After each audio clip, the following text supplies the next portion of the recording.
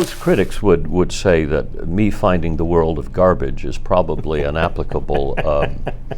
I don't care about expensive things. John O'Hurley is prone to self-deprecation, even though he appears on some of the biggest stages, the big screen, primetime TV, and on Broadway. And John and I have been great friends for more than 40 years, so seeing him become a big part of Gold Seal Industries was no surprise, doing something big and world-changing. Gold Seal is a technology that turns waste into energy, along with sellable, safe byproducts and even bounties of food, while cleaning up the planet.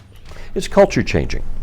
This technology has not existed anywhere in the world, and if you look at the applications, the incredible number of applications that this technology has, you scratch your head and you go, where do you begin and where does it end? It's what I refer to as a terminal technology.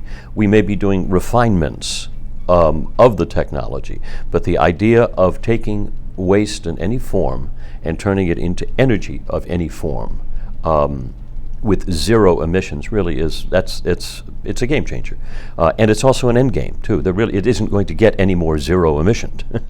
Now, we graduated from Providence College. That encouraged us to explore deeper what Western civilization had created and try to make it better.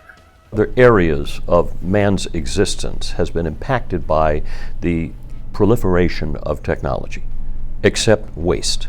We still do the same thing that we did with waste back when our knuckles scraped the ground. We burn it or we bury it. And the same thing exists today. We've never had the imposition of high tech on the whole world of waste. So as a consequence, we are swimming in our waste, we are living around our waste, and we are ingesting our waste. John says Kim Kirkendall, his partner, fired up his imagination more than a decade ago. I am not a well-grounded scientist. Kim is, and to the point where he's also can be imaginative in the world of science.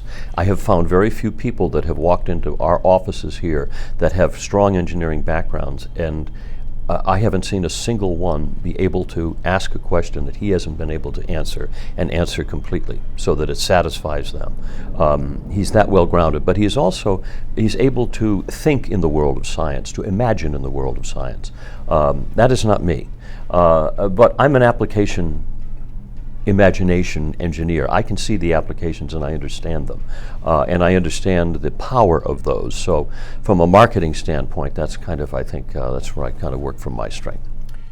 And John is a prime example of someone bending reality for the better of the world.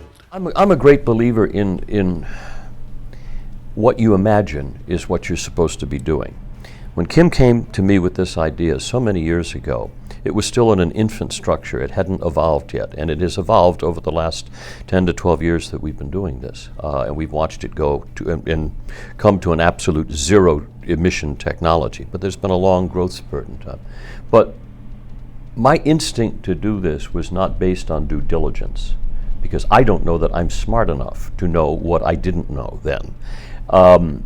I was struck by the imagination of it and by the fact that my imagination saw the picture of what we're doing right now and completing it. And that is, in my book, the only the criteria that I need that motivates me.